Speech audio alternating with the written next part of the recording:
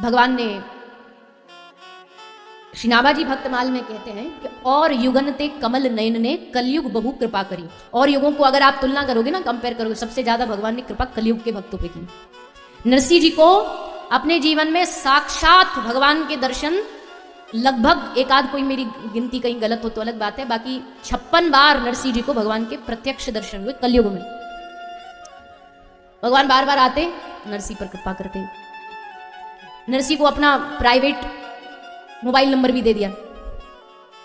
कौन सा नंबर था बताइए? कौन सा राग गाते थे? केदार राग। ये प्राइवेट मोबाइल नंबर था भगवान का। नरसिंह जी केदार गाते और ठाकुर जी तुरंत समझ जाते, बुला रहा है चलो।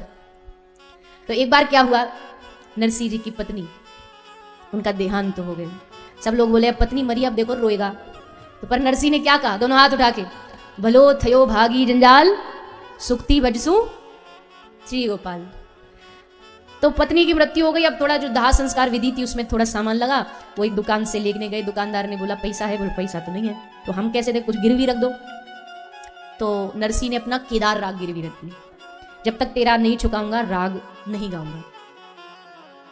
अब पैसा हुआ नहीं। नरसिंह की ग्रह स्थिति तो सब जानते हैं, बड़ी विचित्र थी, नहीं गाते। जूनागढ़ के राजा को किसी ने जाके कान भर दिए। हर युग में कान भरने वाले तो होते ही हैं, यहां वहां लगाने वाले तो होते ही हैं, चाहे वो कलयुग हो, त्रेता हो, कोई भी हो। बोले महाराज ये नरसिंह देखो, हरिजनों के घर में, जो नीची जाति के उनके घर जा जाके कीर्तन करता है, उनके घर जाके भोजन कर लेता है, बदनाम कर रखा है इसने हमारे क्षेत्र को, परीक्षा लो आप इसकी। तो राजा ने नरसिंह जी को पकड़ के जेल में डाल दिया, कारागार में डाल दिया। और जेल में डाल के कहा कि अगर सच्चा भगत है तू, भगवान का बड़ा दावा करता ना, मैं भगवान का भक्त हूं, भगवान का भक्त हूं, तो एक काम करो, भगवान का भक्त होने के लिए कल सुबह होने से पहले तुम्हारे गले में एक फूलों का हार होना चाहिए। तुम्हारा भगवान तुमको फूलों का हार पहना के जाए, तब मानेंगे तुम भगत हो। तो नरसिंह जी ने बाद में ये भाव में गाया केदार में, दर्शन दो घनश्याम नाथ मोरी अखियां प्यासी रे, द्वार खड़ा कब से मतवाला मांगे तुमसे हार तुम्हारा, नरसिंह की यह विनती सुन लो हे दुखनाशी रे। पर उस समय नहीं गा सकते थे नरसिंह, क्योंकि राग गिरवी रखा था दुकानदार के पास। तो नरसिंह ने सोचा आज बिना राग के बुलाते हैं, राग से तो बहुत बार बुलाया, आज अनुराग से बुलाते हैं। तो बिना राग के नरसिंह ने भगवान को पुकारा, हे नाथ, हे दीनानाथ, हे दीनबंधु, हे कृपा निधान, आओ मेरे इस परीक्षा में मुझे उत्तीर्ण करा के जाओ। परीक्षा मेरी नहीं है, परीक्षा तुम्हारी है। इज्जत मेरी नहीं जाएगी, इज्जत तुम्हारी जाएगी। अपनी आबरू बचानी है तो आ जाओ, माला पहना जाओ। बोलते रहे नरसिंह, 1 घंटा पुकारा, 2 घंटे पुकारे, रात खत्म होती जा रही है, सुबह का सूरज उगने वाला है।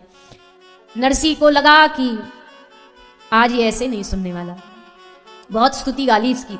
अब ने नरसिंह जी ने रोष में आ गए, गुस्सा में आ गए, और अब तक गा रहे थे स्तुति, अब तक कर रहे थे अनुनय विनय, अब भगवान को बड़ा सुनाना शुरू कर दिया।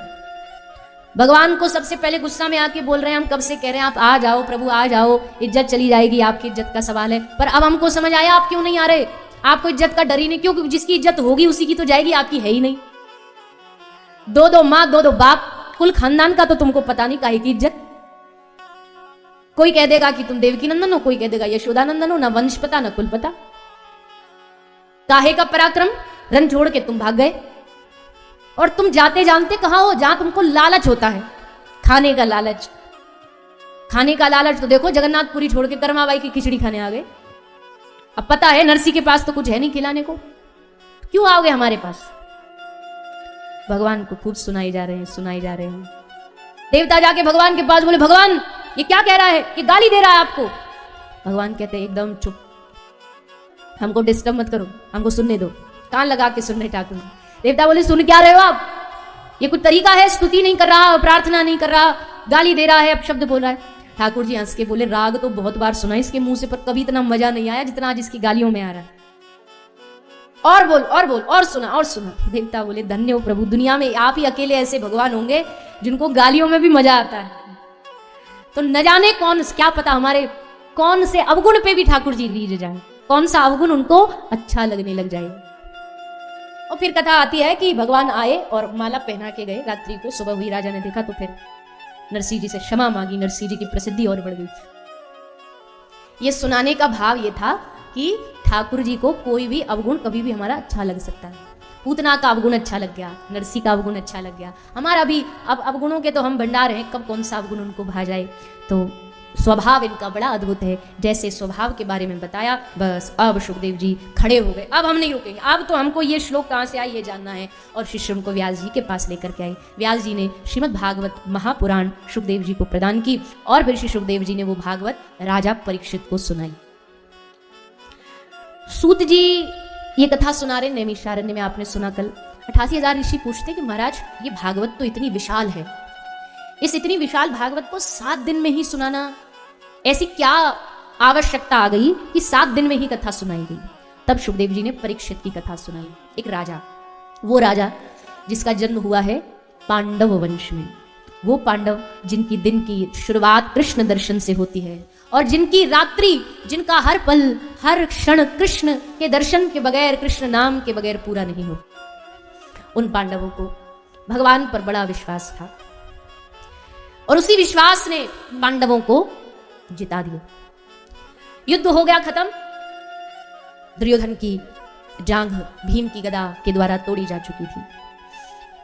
अब श्री सूत जी कहते हैं, यदा मृधे कौरव संजयानम वीरेश्वत हो वीर गतिम गतेषु व्रकोदरा विद्ध गदाभिमर्शः भगनो रुदंडे धृतराष्ट्र पुत्र। अश्वत्थामा आ गया। अश्वत्थामा ने दुर्योधन को कुछ और बढ़ा चढ़ा के कहा। दुर्योधन ने कहा जाओ पांडवों को मार डालो। अश्वत्थामा पांडवों को मारने गया, पांडवों को तो नहीं मार पाया पर पांडवों के 5 बच्चों को मार दिया, सर काट के ले आया। एक साथ पांडव वंश की परंपरा को आगे बढ़ाने वाले 5 बालक मारे गए। हाहाकार मच गया चारों ओर, अनर्थ हो गया। इससे बड़ा अपराध क्या होगा, 5 सोते हुए बच्चों को निहत्था मार दिया गया। तुरंत श्री अर्जुन गए, रथ पर विराजमान होकर अश्वत्थामा को पकड़ के बांध के रस्सी से घसीटते हुए द्रौपदी के सामने ले आए। द्रौपदी ये रहा तेरा बच्चों का हत्यारा, बोल क्या करें इसका। हाथी से कुचलवा दे, पहाड़ से गिरा दे, फांसी पे चढ़ा दे, विष पिला के मार दे, जो तू बोले। पहला अधिकार दंड देने का तेरा है, तेरे बच्चों को मारा है। लेकिन तब द्रौपदी कहती हैं, मुच्यताम मुच्यतामेश ब्राह्मणो नितराम गुरु। कृष्ण वहीं खड़े हैं। द्रौपदी के इस भाव को सुन के ठाकुर जी खुश हो गए। आज तूने सिद्ध कर दिया कि तू कृष्ण की बहन है। द्रौपदी कहती मुच्यता मुच्यतामेश, छोड़ दो इसको, छोड़ दो। 2 बार कहा मुच्यता मुच्यता, छोड़ दो छोड़ दो, मत मारो मत मारो मत मारो। तेरे बच्चों की हत्या की और तू कहती मत मारो। हाँ पर क्यों? द्रौपदी कहती है, पहली बात, गुरु जितना पूजनीय होता है उतना ही गुरुपुत्र पूजनीय होता है, गुरु माता पूजनीय होती है। तो ये हमारे गुरु का बेटा है, द्रोणाचार्य का पुत्र है। एक तो ये रिश्ता हो गया और दूसरा एक ब्राह्मण है। ब्रह्म हत्या जानते हो कितना बड़ा पाप है, ब्राह्मण की हत्या करना कितना बड़ा पाप है। द्रौपदी तेरे बच्चे को मारा और ठीक बोले, हाँ मैं इसके मारने से मेरे बच्चे तो वापस नहीं आने वाले, इसलिए इसे जाने दो। अब जो सभा थी ना, वहां जो लोग खड़े थे, वो सभा आधी आधी डिवाइड हो गई। एक कह रही है, एक पक्ष कह रहा मार दो, एक पक्ष कह रहा छोड़ दो। तो अर्जुन बेचारा कंफ्यूज हो गया कि मैं क्या करूं। कृष्ण को देखा, सबने कहा तो जो कृष्ण कहेंगे वही होगा। अर्जुन के भाई भी बटे, भीम कह रहा मार दो, युधिष्ठिर कह रहा छोड़ दो। तो अर्जुन ने कहा मैं क्या करूं? कृष्ण ने कहा हम बताते क्या करो। सब चुप हो गए, शांत हो गए, कहिए। तब कृष्ण बोले, और तब कृष्ण ने कहा कि भैया देखो, ब्रह्म बंधुर न हंतव्य आतताई वरार्हन। भगवान ने कहा एक ब्राह्मण को कभी नहीं मारना चाहिए। तो जो समर्थन वाला पक्ष वो खुश हो गया कि भगवान ने हमारे पल्ले में जजमेंट दे दी। और फिर अगली लाइन में कहा आतताई वदारहन, एक बच्चे को मारने वाले हत्यारे को कभी भी छोड़ना नहीं चाहिए। इसलिए अर्जुन एक काम करो, इसको मार भी दो और इसे छोड़ भी दो। सब हंसने लगी, अरे प्रभु ये कोई न्याय है? ऐसे कैसे न्याय हो जाएगा, मार भी दो छोड़ भी दो। भगवान ने कहा कि समझदार को इशारा काफी, हमने बता दिया, अर्जुन समझदार है, समझ गया होगा। भगवान ने अर्जुन को समझाया इशारे में कि अर्जुन, एक ब्राह्मण का अपमान कर देना ही उसकी मृत्यु दंड के समान है। एक ब्राह्मण का अपमान ही उसकी मृत्यु है, इसलिए इसका अपमान करके भगा दो, ये अपने आप मर जाएगा, आधा मर जाएगा कि मेरा। और ब्राह्मण का अपमान कैसे होगा? किसी की कोई पहचान उससे छीन ली जाए। इस दुनिया में सबसे बड़ा दुख क्या है? उसका अस्तित्व उससे छीन लो, उसकी स्वतंत्रता उससे छीन लो, उसकी पहचान उससे छीन लो। और ब्राह्मणों की पहचान होती है, क्या होती है ब्राह्मण की पहचान? ब्राह्मण की पहचान होती है शिखा, जनेऊ। तो शिखा चोटी, ब्राह्मण की चोटी कोई काट देना तो उसकी मृत्युदंड के समान वो हो जाता था। पर अब तो कलयुग है ना, अब तो कुछ भी हो सकता है। अब यहाँ की कोई काटता नहीं, ब्राह्मण खुद ही काट लेते हैं। ब्राह्मण के बच्चे खुद ही रखते ही नहीं, उनको शर्म आती है। तो अश्वत्थामा के सर की चोटी काटी, मणि निकाली, भगा दिया। पर हार मानने वाला थोड़ी था अश्वत्थामा। उत्तरा के गर्भ में जो बच्चा था जिससे ये वंश आगे बढ़ेगा, उस गर्भ के बालक पर ब्रह्मास्त्र छोड़ दिया। उत्तरा समझ गई कि अब मेरा बचाव मुश्किल है, भागी। और कहां भागी? जब किसी पे कष्ट आता तो आदमी कहां जाता? अपनों के पास जाता, पति के पास, पिता के पास, भाई बंधु सबके पास। लेकिन उत्तरा नहीं गई। उत्तरा क्यों नहीं गई?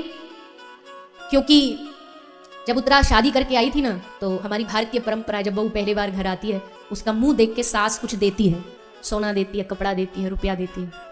उत्तरा जब घर आई तो द्रौपदी के दर्शन करने गई। द्रौपदी ने पहली बार मुख देखा, और मुख देख करके द्रौपदी ने उत्तरा को कहा कि उत्तरा, कोई तुझे क्या देगा, कोई तुझे क्या देगा, मैं मुंह दिखाई में तुझे एक सीख देना चाहती हूँ। और वो सीख ये है, जीवन में विपत्तियां सबके आती है, तेरे भी कभी ना कभी आएगी। पर जब विपत्ति आए ना, तो ये तथाकथित संसार के अपने, जिनको हम कहते हैं ना, इनकी शरण में मत भागना, समय बर्बाद होगा, कोई तुझे बचाने नहीं आएगी। अगर तुझे बचना है तो सीधा द्वारिका नाथ की शरण में चली जाएगी। अब तू कहेगी कि आप ऐसा कैसे कह सकती हो, ये मेरा निजी अनुभव है। देखो, महाभारत में 3 नारियां ऐसी हैं जो बड़ी शक्तिशाली हैं, बड़ी समझदार है। एक उत्तरा, एक द्रौपदी, और तीसरी भगवान की बुआ कुंती। मेरी दृष्टि से, बाकी तो और भी है, गांधारी भी बड़ी बुद्धिमान थी। लेकिन 3 नारी ऐसी है जिन्होंने अपने जीवन के उदाहरण से प्रस्तुत किया कि उनको भगवान पे कितना विश्वास है, कितना भरोसा है। बुआ कुंती, कहा कि बुआ मांगो क्या चाहिए, तो कहा विपदः सन्तु न शश्वत् तत्र तत्र जगत गुरु, दुख दो, विपत्ति दो। वैसे ही द्रौपदी, द्रौपदी तो भगवान की बड़ी प्रिय सखी है, बहन है। तो उत्तरा ने कहा, आपका क्या निजी अनुभव है ऐसा जो आप मुझे सीख दे रही हो? द्रौपदी कहती है, इस पांडव वंश में कभी कोई अधर्म नहीं हुआ, अन्याय बहुत बार हुआ है। राम और रावण का युद्ध धर्म और अधर्म का युद्ध है। महाभारत का युद्ध न्याय और अन्याय का युद्ध है। ये युद्ध अधर्म के लिए नहीं हुआ, अन्याय के लिए हुआ। पांडवों के साथ अन्याय हो रहा था, इसलिए युद्ध हुआ। इस पूरे महाभारत में एक बार अधर्म हुआ था, और वो अधर्म हुआ था जब महाराज युधिष्ठिर ने जुए में दांव पर अपनी पत्नी को लगा दिया। सब कुछ हारने के बाद, 5 को हारने के बाद, जब दुर्योधन ने कहा कि अभी भी एक चीज बाकी है, युधिष्ठिर ने कहा क्या?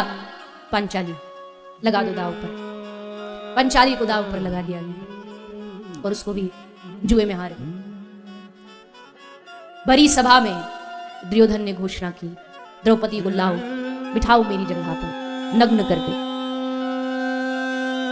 गया दुशासन बैठी थी अपने कक्ष में, द्रौपदी केश को पकड़ के खींच करके लाने लगी। महाभारत कहती है उस समय द्रौपदी की स्थिति नहीं थी, रजस्वला धर्म, लेकिन उसकी भी परवाह न करते हुए उसको खींच करके सभा में घसीट करके लाया जा रहा था।